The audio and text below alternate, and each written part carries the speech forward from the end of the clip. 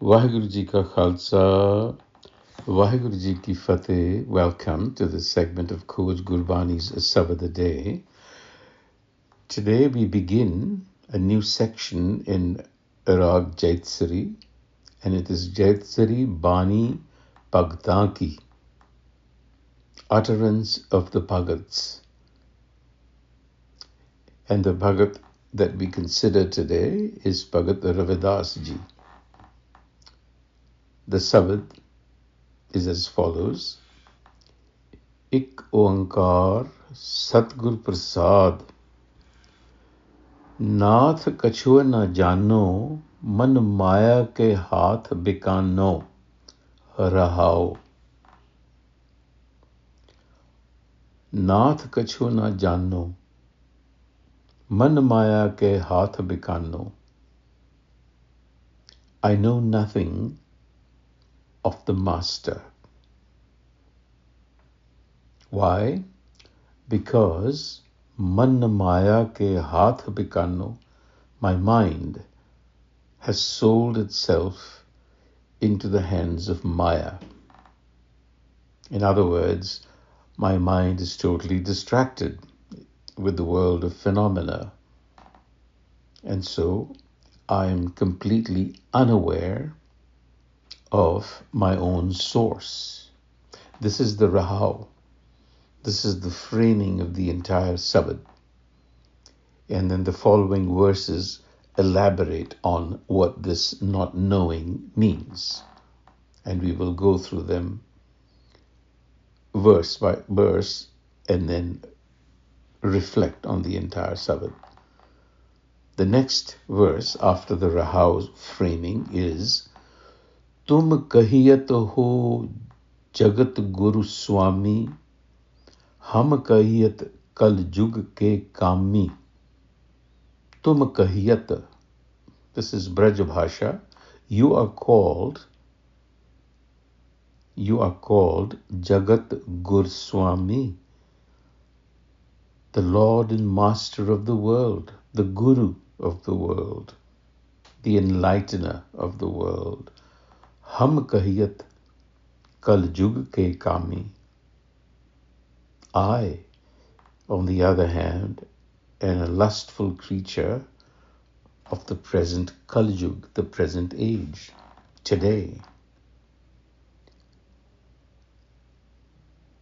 And then the next verse, In panchan mero man jo bigareo, pal pal har jeete antar pareo.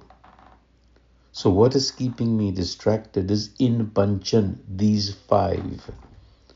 What five? The five vices that are named in Gurbani. Kam, Krodh, Lobh, Moh, Ahankar. Collectively called the five thieves. In panchan, these five vices, mero man jo bigaryo, have corrupted my mind. Pal pal jeete antar paryo. Pal pal, moment by moment, this corruption widens the separation from the source. And onwards, Jat dekho tat dukh ki rasi, ajhu na patyaye, nigam bhay sakhi. Jat dekho, wherever I look, all I see is tat dukh ki rasi. Rasi, the stores, the capital of suffering. In other words, all I see is suffering. Despite that, ajhu na patyaye, I find no clarity, no satisfaction. Nigam bhay sakhi, even though the Vedas stand as witness, even though, in other words, the scripture has said this to me over and over again.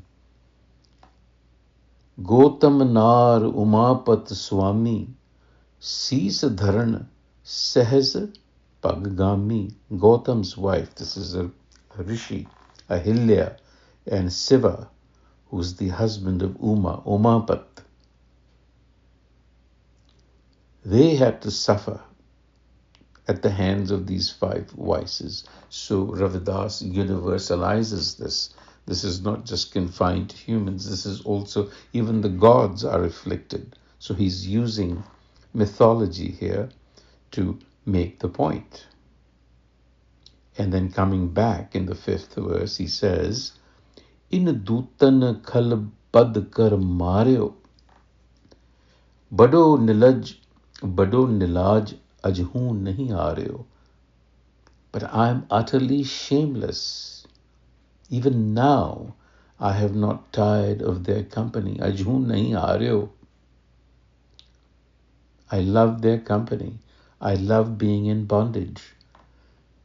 Keh Ravidas, kaha kaise kijai, bin Raghunath saran kaaki lijai. What am I to do, says Ravidas, and how? Kaha kaise kijai. Without the sanctuary of Raghunath, the Almighty, whose refuge should I seek? So you see, what is being framed here is our existential dilemma. And Bhagat Ravidas frames it as a confessional. Our source, he says, remains unknown because the mind is the instrument of knowing. And where is the mind? It is in Maya, the world of phenomena. And then he explains the distance. He delineates the distance. The source is the enlightener of the world, and the self, Haume, is a creature of desire. Tum kahiyat, hum kahiyat. The difference. And what is the mechanism that creates this difference? The five vices that corrupt the mind. And the corruption is dynamic. It is moment by moment, pal pal. That separation is increasing. The distance is increasing. And even the Vedas cannot offer sufficient testimony.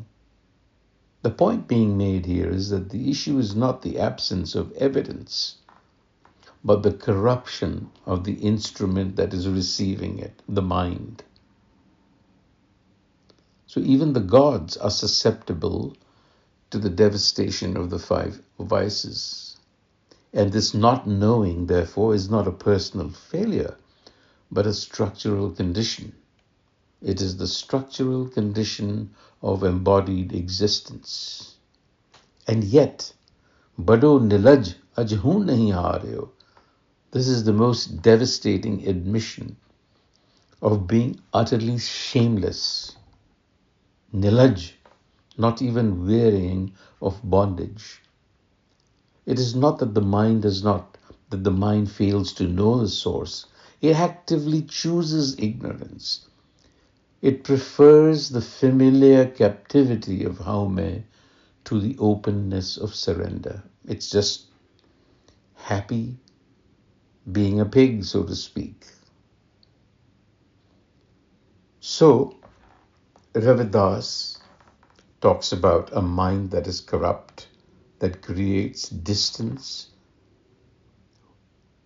moment by moment, widening that gap, the insufficiency of scripture in turning us around, and how universal this predicament is. He then says, Kaha kaise kijai? He doesn't provide us with an answer. He's asking a question. He says, what should be done? How should it be done? The mind that has been sold to Maya, Maya ke haath bikano, cannot redeem itself. The corrupted instrument, namely Haume, cannot restore itself. So the only remaining movement is toward the very master, the Raghunath, who has remained unknown. Bin Raghunath saran kaaki lijai. Meaning, without that sanctuary, there is no escape. So Ravidas does not resolve the confession, doesn't reach a conclusion. He points us. He points to us that we have to give up the ego. We have to empty it out so that with good wisdom and fill it with good wisdom.